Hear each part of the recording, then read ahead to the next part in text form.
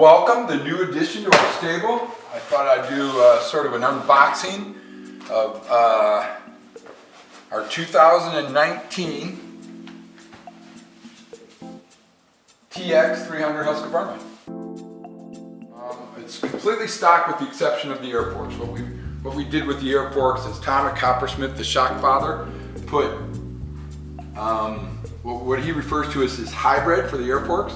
He has an Olin's cartridge on the dampening side. And what that does is that really helps soak up the small stuff. The only real knock, depending on who you speak with, but the knock on the air forks is that they just don't soak up the small stuff. You know, they take the big hit really, really well, but they don't soak up that small stuff real well. So he puts this hybrid system together.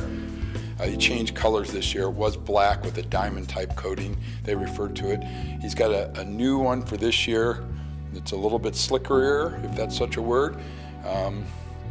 And it's actually a copper colored, and it's tough to see in here, but we've done it on the back as well. We also went up a couple springs.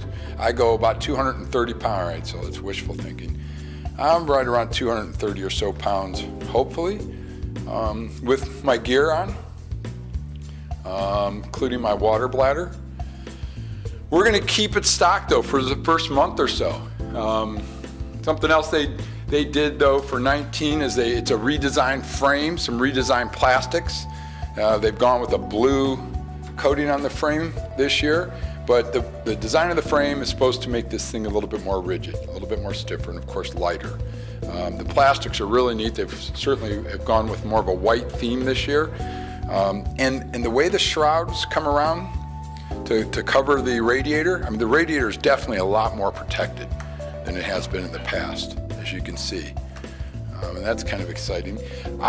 This seems like it's a thicker plastic. I don't know if it is or not than my other Huskies, but it definitely, maybe the way it's rounded, it seems a little bit more durable, a little bit stiffer, and it might be just the shapes that they've taken with the plastics this year. I'll keep everything stocked, like I said. Eventually, probably, not probably, but eventually I want to try a gnarly. I've had several fatty pipes on the TX.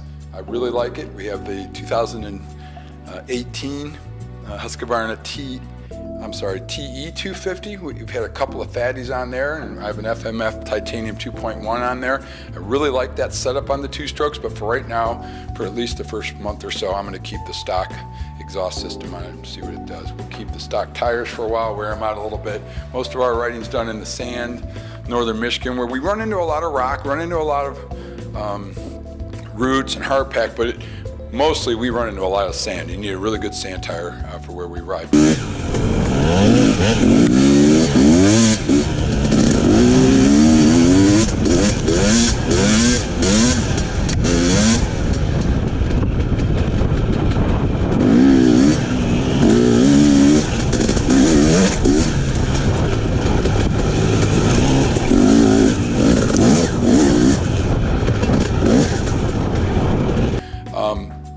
Has the Mikuni carb.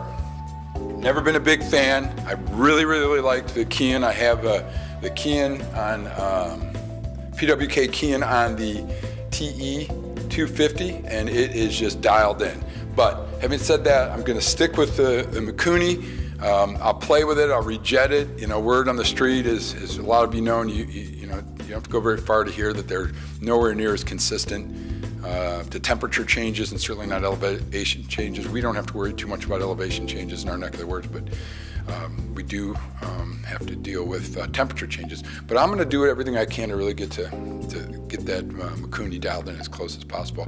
I'll probably eventually move to the V-Force reeds like I've done on the TE. What else? Fastway pegs. I'm going to put my Fastway pegs on right away. I really like my pegs.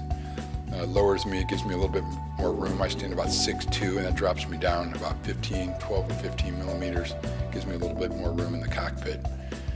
This is the 2018 TE 250, and this has been a great bike. I've got about 45 hours on it right now. It's really dialed in. It just rips. Again, I have the Kian carburetor on there, V-Force reeds on here, FMF fatty pipe with the FMF 2.1 silencer on it, and this thing, this is a great rig.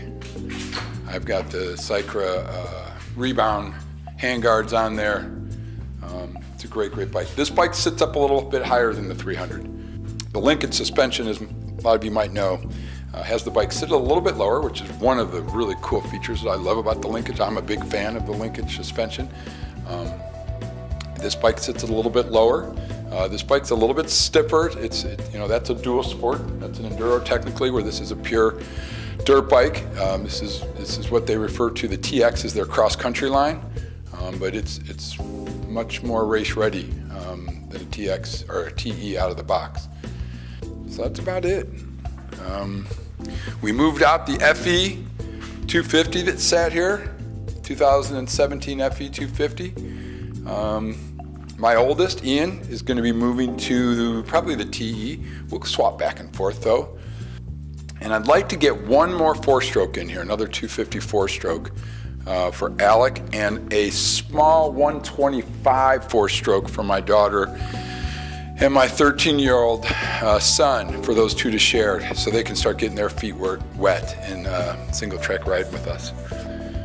And so that's it for this short little video on the 2019 TX 300.